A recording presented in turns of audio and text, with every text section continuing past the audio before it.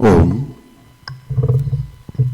योगनिष्ठ पूज्य स्वामी सत्यपति जी की तपोभूमि यह वानप्रस्थ साधक आश्रम प्रारंभ से ही आर्य सन्यासियों, विद्वानों, आचार्यों एवं आर्य अतिथि गणों के लिए आकर्षण का केंद्र रही है। इसके कारण अनेक समय समय पर अनेकानेक विद्वानों के अनुभवों एवं ज्ञान का हमें लाभ होता रहता है। इसी क्रम में पिछले कुछ दिनों से हमारे मध्य में आचार्य दिनेश शास्त्री जी विराजमान हैं। आप मूलतः जोधपुर राजस्थान से हैं। आपने महाभाष्य पर्यंत व्याकरण का अध्ययन किया है एवं आपने योग तथा संस्कृत विषय से एमए भी किया है और आप एक अच्छे आर्य प्रचारक हैं। आचार्य दिनेश जी से मैं निवेदन करता हूं कि आप अपने ज्ञान से, अपने अनुभव से हम सबको लाभान्वित करें। आचार्य दिनेश शास्त्री जी। ओम।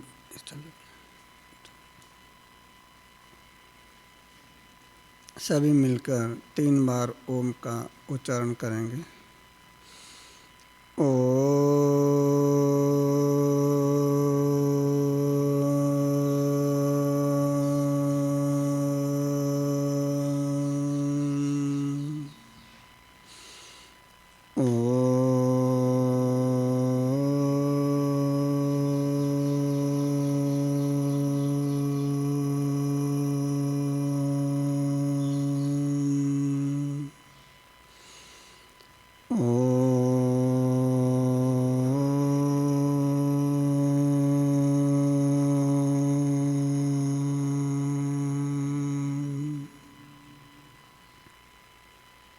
आदरणीय आचार्य जी, आवाज़ आ रही है?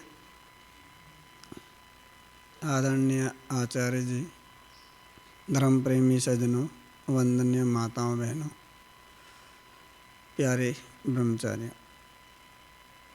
आपके साथ में कुछ समय चर्चा करेंगे। अभी आप 1-2 दिन में मुनि जी के साथ में चर्चा हो रही थी आदर सम्मान संबंधित, व्यवहार संबंधित। आपके सामने मैं पहले भी एक बार उपस्थित हुआ हूँ, आज दोबारा अवसर आया है। देखिए, जो व्यवहार है वो बहुत एक व्यापक विषय है। व्यवहार से संबंधित जो विचार है, वर्णोच्चारण शिक्षा जो हमारे पठन पाठन के क्रम में प्रारंभिक प्रथम स्थिति है, वहाँ से व्यवहार की बात शुरू होती है और वेद तक सभी ग्रंथों में यत्र तत्र कम अधिक प्राप्त होते हैं विचार। लेकिन फिर भी टाइम टाइम पे आप देखिए, समय समय पे राजाओं के लिए और प्रजा के लिए भी, विशेष राजाओं के लिए बड़े बड़े विद्वानों ने नीति ग्रंथों का जो संकलन किया है, निर्माण किया है, वो मूलतः व्यवहार से संबंधित है। राजा एक सामान्य जनता की अपेक्षा विशेष होता है। एक विशेष व्यक्ति को भी विद्वान लोग जो है व्यवहार की शिक्षा देने के लिए, व्यवहार की जानकारी देने के लिए समय समय पे उपदेश करते रहे हैं। रामायण में भी आपको कुछ नीति की बातें मिलेगी। महाभारत का जो एक भाग है विदुर नीति, इसी प्रकार भर्तृहरि की नीति शतक है, चाणक्य नीति है, कामंद नीति है, शुक्र नीति है, बहुत सारी ऐसी चीज़ें हैं। और पंचतंत्र, हितोपदेश आदि। मनुस्मृति भी जो है एक धर्मशास्त्र के साथ में, उसमें नीति की बातें मिलती है। और यदि व्यक्ति एक ही बात को, किसी भी शास्त्र की, किसी भी ग्रंथ की जो एक यथार्थ बात को भी जीवन में अपना लेता है, तो एक के सधने से सब सध जाता है और एक के छूटने से सब छूट जाता है। महर्षि दयानंद ने भी आर्य समाज के 10 नियमों में एक नियम में, वैसे तो हर नियम में बात होती है, लेकिन विशेष व्यवहार पे ध्यान दिया है। व्यवहार के प्रसंग में देखिए कि सबसे पहले तो जो भी लोग आप बोलते हैं, व्यवहार में सबसे अधिक उपयोग किस चीज़ का आता है? भाषा का। भाषा किसने सिखाई आपको? यदि व्यक्ति को ये समझ में आ जाए कि उसको भाषा कैसे आई, तो उसको बहुत अच्छा व्यवहार आ सकता है। जिसने बहुत अच्छे ढंग से भाषा का प्रयोग करता है, वो एक दिन में नहीं आई उसको, और किसी ने सिखाई भी नहीं। किसी को कभी किसी ने बताया क्या कि बेटे ये गाय है, राम ये जो पुस्तक है, ऐसा बताया किसी ने आपको? बताया? व्यक्ति प्रायशः जो है ये बहुत सारी चीज़ें स्वाभाविक सीखता है। हाथ पकड़ कर या बिल्कुल हर चीज़ पकड़ पकड़ के कोई किसी को नहीं बता सकता कि इसको ये कहते हैं, इसको ये कहते हैं। कई प्रसंग ऐसे होते, कई चीज़ें ऐसी होती कि व्यक्ति स्वभावतः सीखता है, सुन सुन कर। कब बच्चा छोटा होता है, माँ कहती चलो घूमने चलते, तो वो समझ जाता है,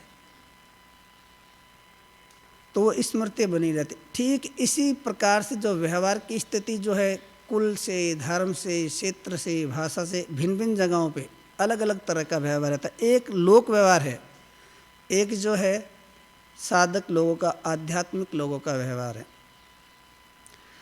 जितना जितना व्यक्ति का बौद्धिक स्तर, सोचने का चिंतन मनन अच्छा होगा, उतना ही उस व्यक्ति का व्यवहार अच्छा होगा।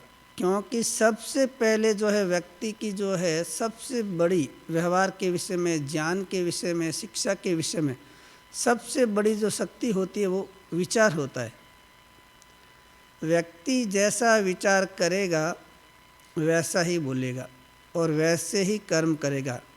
यद मनसा ध्यायति तद वाचा वदति, यद वाचा वदति तद कर्मणा करोति, यद कर्मणा करोति तद संप्राप्ति। व्यक्ति जैसा विचार करता है वैसा ही बोलता है, वैसा ही कर्म करता है। तो व्यक्ति जिस प्रकार के जो है शास्त्र पढ़ेगा, जिस प्रकार की संगति में रहेगा, जिस प्रकार की उसकी शिक्षा वातावरण में रहेगा, वैसे ही उसके संस्कार बनेगा। देखिए व्यक्ति कोई कर्म करता था, आपको उसको एक्टिविटी, उसके कर्म देखकर पता चल जाता है कि व्यक्ति किस प्रकार का बोलता है, तब भी पता चल जाता है। व्यक्ति कुछ भी नहीं करे, जैसे कि हम सब जैसी वेशभूषा में है, कोई बिल्कुल अशिक्षित व्यक्ति भी वैसे ही वस्त्र पहन के सबके साथ बैठ जाए, बिल्कुल भी बात नहीं करे, तो कोई बाहर का व्यक्ति आएगा तो वो नहीं कह सकता कि ये व्यक्ति सबसे अलग है या अशिक्षित है। व्यक्ति जब बोलेगा या कुछ करेगा तब ही उसका व्यवहार पता चलेगा। तो ठीक इसी प्रकार से आप देखिए कि मन में जो व्यक्ति चिंतन करता है वो तो किसी को पता नहीं चलता है। अच्छे व्यवहार के लिए, अच्छे संस्कारों के लिए इन सब चीज़ों के साथ बात निकल के ये आती है कि हमारा चिंतन मनन पठन पाठन सब बहुत अच्छा होना चाहिए। एक दिन में नहीं होता है ये सब चीज़ें। ज्ञान है, धर्म है, शिक्षा है, ये सब धीरे धीरे प्राप्त होते हैं व्यक्ति को, एक दिन में सब नहीं होती। कोई आपको एक दिन में बता भी दे, आप उसको याद नहीं रख पाओगे, जीवन में नहीं अपना पाओगे। देखिए मोबाइल है, प्रायशः मुझे लगता है कि सभी लोग जो है मोबाइल के विषय में जानते हैं, और कोई अपवाद ही होगा, वरना लोगों ने मोबाइल का यूज सबने कर रखा है। जो ब्रह्मचारी हैं वो याद नहीं करते, उनको स्वीकृति नहीं है, आवश्यकता भी नहीं है, लेकिन यह आने से पहले तो किया ही होगा। मोबाइल के विषय में जानते हो ना, मोबाइल बुरा है या अच्छा है,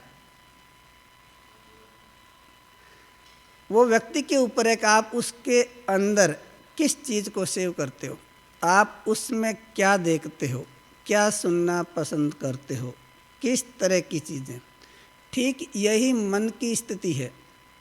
मन के ऊपर, जो चित्त के ऊपर व्यक्ति जिस जिस प्रकार के कर्म करता है, जैसा चिंतन मनन करता है, जैसा पढ़ता है, वही चीज़ें उसके अंदर जाके सेव होती है। उसमें कोई व्यक्ति कचरा डालेगा तो मन वैसा ही हो जाएगा, अच्छी चीज़ें डालेगा तो बिल्कुल साफ सुथरा पारदर्शी रहेगा। लेकिन वो पता कैसे चलेगा, वो व्यक्ति के कर्म से पता चलेगा। व्यक्ति जो चिंतन करता है, मनन करता है, वाणी से कर्म करता है और कारणों से, मन से, वचन से, कर्म से, व्यक्ति जो मन से कर्म से करता है वो तो ठीक है, लेकिन जो व्यक्ति मन से वचन और जो मन से सोचता है उसका कुछ फल मिलता है। मैंने सोच लिया किसी को 100 करोड़ रुपए देने हैं, इससे पुण्य थोड़ी ना मिलेगा। या किसी ने कुछ चीज़ का अनर्थ सोच लिया, उससे उसको दंड थोड़ी ना मिलेगा। लेकिन होता क्या है कि जिस प्रकार का आप सोचते हो ना, वही चीज़ों के संस्कार बनते और वही चीज़ फिर आपको कर्म करने के लिए प्रेरित करती है। और जैसे उनको वैसा अवसर प्राप्त होता है, व्यक्ति वैसा ही कर्म करता है। अब देखिए, कई बार जो सैनिक लोग होते हैं स्वभावतः इतने आक्रोशित नहीं होते। जब युद्ध का समय आता है या युद्ध की स्थिति बनती है तो बिल्कुल उनको प्रेरणा की जाती है, व्यक्ति को जो अननेचुरल उस तरह का बनाया जाता है। इसी प्रकार से अन्यत्र भी कई बार आप देखना जो विचार होते हैं, बार बार यदि व्यक्ति कई बार बिल्कुल शांत प्रकृति के हो, फिर भी उनको उत्तेजना भरा माहौल बार बार वैसा मिलेगा तो व्यक्ति वैसा हो जाता है। और उत्तेजित हो और उसको लगातार शांत वातावरण मिले तो भी परिवर्तन हो जाता है। व्यक्ति के संस्कार जन्म के भी होते हैं, उसके बाद में भी अच्छे संस्कार मिलते हैं तो बुरे संस्कार चेंज हो जाते हैं। जिनके अच्छे होते हैं उनके बुरे हो जाते हैं। कुछ संस्कार की बात ले लीजिए, आप शिक्षा की बात ले लीजिए, ज्ञान की किसी की भी बात ले लीजिए, कुछ बातें व्यक्ति में सामान्य सरलता से आ जाती है। आप अष्टाध्याय याद करते हो, पढ़ते भी हो, आप देखें कई सूत्र ऐसे होंगे जो आपको बिना प्रयास के या बहुत कम प्रयास में याद हो जाते हैं। कुछ में आपको विशेष प्रयास करना और कुछ में बहुत ज़्यादा करना पड़ता है। कई बार कुछ व्यक्ति कोई बात बोलता है श्लोक, चाहे आपको हिंदी आती है, संस्कृत नहीं आती है, फिर भी याद हो जाएंगे कभी कभी। वो आपकी सुनने की क्षमता पे या पूर्व का संस्कार है, कितना ध्यान दे तो उस पे है। और कई बार जो है ध्यान देने पे भी नहीं होता है। एक दृष्टांत आता है, सत्यानंद जी वेदवागीश ने एक पुस्तक लिखी है बुद्धि निधि।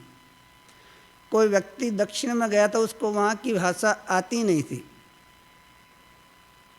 वहाँ पर कोई व्यक्ति झगड़ रहे थे, महिलाएं थी पुरुष जो भी थे, वो क्या एक दूसरे को कह रहे हैं उनको पता नहीं है, उसका मीनिंग, उसका अर्थ, लेकिन किसने क्या क्या बोला उसको वो बात पता थी। मान लीजिए कोई अंग्रेज आए और वो यहाँ पर सुन के उसको ये तो पता नहीं चले कि मैं क्या बोल रहा हूँ, लेकिन वो ये कह सकता है कहीं जाकर इस व्यक्ति ने ये पंक्तियाँ बोली है, ये शब्द बोले हैं। तो जब विवाद कोर्ट में गया तो कहा भाई साक्षी कौन? साक्षी तो कोई नहीं था, कोई दूसरा व्यक्ति था। उसको बुला के लाए तो उसने कहा मुझे पता नहीं किसने क्या कहा, लेकिन इसने ये बोला और इसने ये बोला। वो व्यक्ति वो भाषा जानता भी नहीं था, लेकिन उसकी जो ग्रहण क्षमता थी, धारणा क्षमता थी, इतनी अच्छी थी कि उसने बिना भाषा के ज्ञान के उन बातों को ग्रहण कर लिया। गुरुकुल में जो व्यक्ति रहते हैं, आश्रमों में रहते हैं, जो वैदिक सिस्टम में, वैदिक परंपरा में चलते हैं, बहुत सारी चीज़ें व्यक्ति थोड़ा सा प्रयास करे तो उसको अनायास प्राप्त हो जाती है। आज समाज में देखिए व्यवहार, discipline, manners, personality development, life management, अलग अलग ढंग के लोगों को है ना, अलग अलग लोग पैसे लेकर जो इनकी ट्रेनिंग दी जाते हैं। गुरुकुल में आप थोड़ा सा ध्यान दे दीजिए, ये स्वतः ही आपको प्राप्त हो जाती है। व्यक्ति 4-5 वर्ष तक व्याकरण पढ़ता है, 4 वर्ष दर्शन में भी लगा देता है, 1 साल आगे पीछे हो जाता है। 5 साल में कितने दिन होते हैं? 1 वर्ष में 365 दिन होते हैं, लगभग 1800 प्लस दिन हो जाते हैं, 1900 के लगभग, थोड़ा बहुत ऊपर नीचे है। इतने दिन में प्रतिदिन प्रायः आप किसी न किसी व्यक्ति के जो है प्रवचन विचार सुनते हो, और उसमें कितने तरह के लोग आते हैं। तो सुनने से कितना आपका ज्ञानवर्धन हो सकता है। फिर हर व्यक्ति की स्टाइल, अपना अपना ढंग होता है, तरीका होता है, आपको किसका अनुकूल रहे, आपकी किस में रुचि बनती है, और भिन्न भिन्न प्रकार के विषय। बहुत ज़्यादा ज्ञान तो सुन के आ जाता है, और जो लाइफ स्टाइल है, डेली रूटीन है, दिनचर्या, वो तो स्वतः ही ठीक चलती है यदि व्यक्ति स्वयं ध्यान दे तो। और व्यक्ति स्वयं ध्यान ना दे और देने वाला कितना भी कोई कहे तो फिर कुछ सुधार नहीं होगा। दुनिया में देखे कई बार आप हमेशा ब्राह्मण में श्लोक भी गाते हो, शास्त्र में भी आता है, 3 तरह के लोग होते हैं। एक वो लोग होते हैं जो बिना समझाए समझ जाते हैं या बहुत थोड़े से संकेत में समझ जाते हैं, कुछ को विशेष बताने से समझ जाते हैं। कुछ ऐसे भी होते हैं कि उन्हें आप कितना भी बताओ उनके ऊपर बिल्कुल असर नहीं होता, व्यक्ति मानने को ही तैयार नहीं होता है। व्यवहार अच्छा तब होता है कि व्यक्ति जब ये सोच ले कि नहीं मैं अपूर्ण हूँ, मैं पूर्ण नहीं, या मैं फाइनल नहीं हूँ, या मेरी जो विचारधारा है वो फाइनल नहीं है। आश्रम में, गुरुकुल में या जहाँ व्यक्ति समूह में रहते हैं बहुत सारे लाभ होते हैं। भिन्न भिन्न क्षेत्र के लोग होते हैं, हर व्यक्ति में कुछ विशेषता होती है।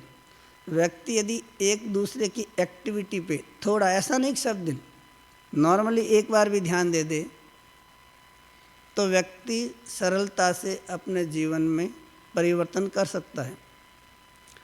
आप देखिए कई बार जो लोग हैं चाहे बहुत बुद्धिमान भी होते हैं, बहुत अच्छा भी गाते हैं, आप देखिए कई बार जो आपने जो आर्य समाज में या जहाँ भी आते जाते हैं या भ्रमण में भी आप लोग गाते हैं तो पुस्तक हाथ में रखते हैं ना, चाहे व्यक्ति को पूरा याद होता है, लेकिन जब बीच में संगठन सूक्त आप बोलते हैं और बीच में पहला जो पैरा उसको बार बार बोलना, तो व्यक्ति कई बार ये सोचने लगता है अगला कौन सा है।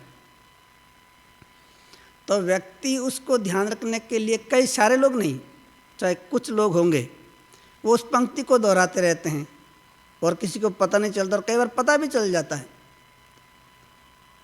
2009 की बात है, तो ऐसी प्रवृत्ति कुछ मेरी भी थी। तो वहाँ पर सारे बड़े बड़े लोग थे, आचार्य आशीष जी थे, सबके आचार्य 7-8 लोग थे। तो सब एक दूसरे को कह देते भाई किसकी क्या कमी है। हिंदी में बोलना तो कोई बड़ी बात नहीं, संस्कृत में कोई बड़ी बात नहीं है, लेकिन इंग्लिश में बोलना, और किसी का इतना बैकग्राउंड इंग्लिश का था नहीं, तो उन्होंने मुझे कहा कि कई बार जो है आप वापस उस बात को दोहराते हो, ठीक है, और कई लोगों को आप कहोगे तो व्यक्ति मानेगा नहीं।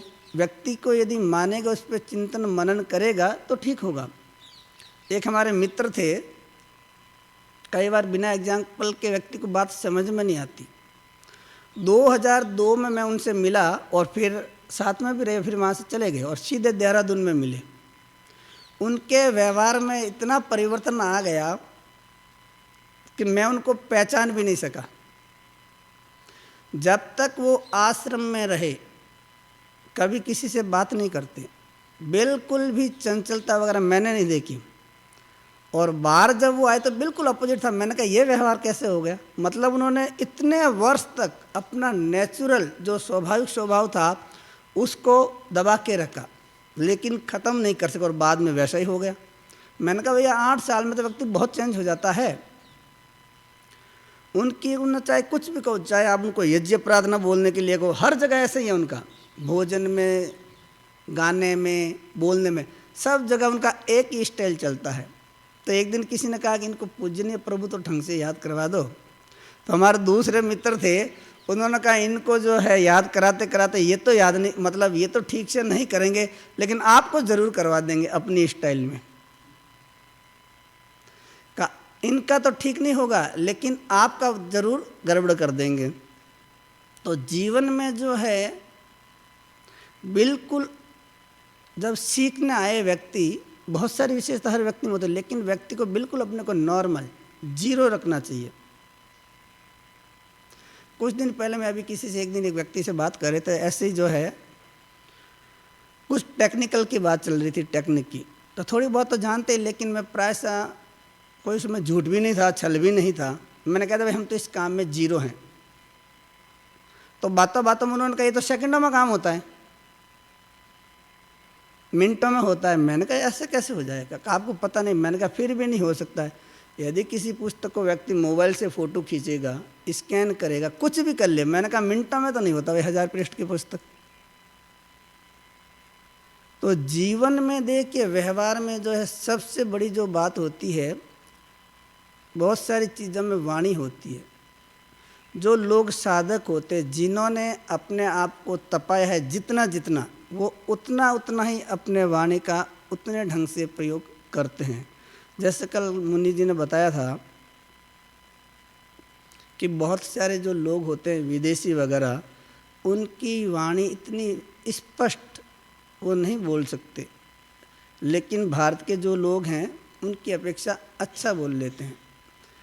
इसी प्रकार का जो दृष्टांत रामायण में भी आता है, जब राम और लक्ष्मण की वार्ता चलती है हनुमान के साथ, तो राम कहते इस व्यक्ति ने अनेक बार व्याकरण पढ़ा, इतनी देर जो बातचीत हुई है लेस मात्र भी कोई त्रुटि नहीं हुई है। आजकल तो वैसा माहौल रहा ही नहीं, क्योंकि वैसी परंपरा नहीं रही है। और देखिए क्या कहा, जितने भी दुनिया में आभूषण या जो व्यक्ति को शोभा देते हैं, सम्मान दिलवाते हैं, उनमें वाग्भूषणम एवं भूषणम, जो वाणी है वही मनुष्य का जो है सर्वश्रेष्ठ सबसे उत्तम आभूषण है, जो मार्जित नाप तोल के जो बोला जाता है। कई बार आप देखिए जो प्रौढ़ व्यक्ति होते हैं, इसलिए अच्छे व्यवहार के लिए, अच्छे ज्ञान के लिए श्रेष्ठ लोगों की संगति करनी चाहिए। जीवन बनाने के लिए जीवन लग जाता है, जीवन कम पड़ जाता है, लेकिन बिगाड़ने के लिए एक सेकंड या 1 मिनट का अभिप्राय होता है बहुत शीघ्रता, क्योंकि चढ़ने में समय लगता है सीढ़ियों पे, गिरने में क्या, छत से गिर जाए अपन 1 मिनट लगेगा। ठीक ऐसे ही ज्ञान की और अज्ञान की, ऐसी जो उन्नति की और अवनति की बात है। और व्यवहार के लिए देखिए बहुत सारे वाक्य है, उसमें एक वाक्य आता है सर्वभूतेषु आत्मवत्। जैसा आप अपने आत्मा के लिए चाहते हो वैसा ही औरों के साथ करना चाहिए। सबसे प्रीतिपूर्वक धर्मानुसार यथा योग्य वर्तना चाहिए। आत्मन प्रतिकूलानि प्रेषाम न समाचरित, महाभारत का ये वाक्य है। जो व्यवहार आपको अपने लिए अच्छा ना लगे, उचित ना लगे, वो औरों के साथ ना करें। केवल इस एक वाक्य को, जो अभी आपके सामने 2-3 वाक्य बोले हैं, उसमें से कोई भी व्यक्ति या दुनिया के व्यक्ति एक वाक्य को अपना ले, सारी समस्या तुरंत खत्म हो जाएगी। हर व्यक्ति चाहता है कि उसको सम्मान मिले, तो औरों को भी दीजिए।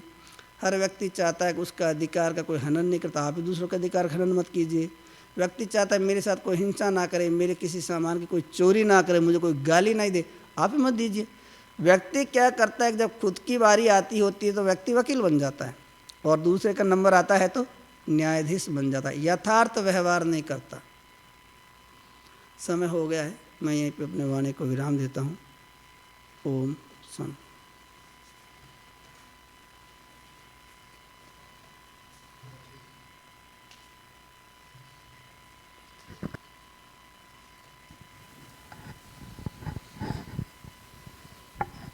ओम। आचार्य दिनेश शास्त्री जी का धन्यवाद।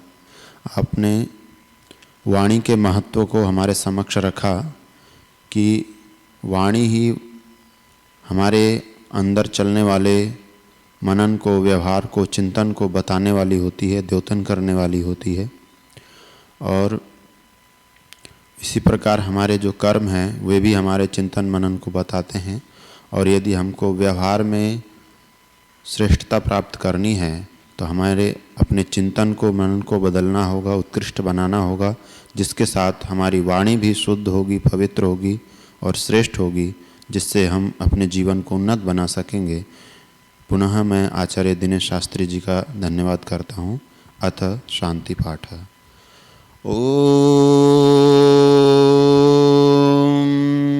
द्यौ शान्तिरन्तरिक्षं शान्तिः, पृथिवी शान्तिरापः शान्तिरोषधयः शान्तिः, वनस्पतयः शान्तिर्विश्वे देवाः शान्तिर्ब्रह्म शान्तिः, सर्वं शान्तिः शान्तिरेव शान्तिः, साम शान्तिरेधि। ओम शान्ति शान्ति शान्तिः। सर्वेभ्यो नमः। सभी को सादर नमस्ते जी।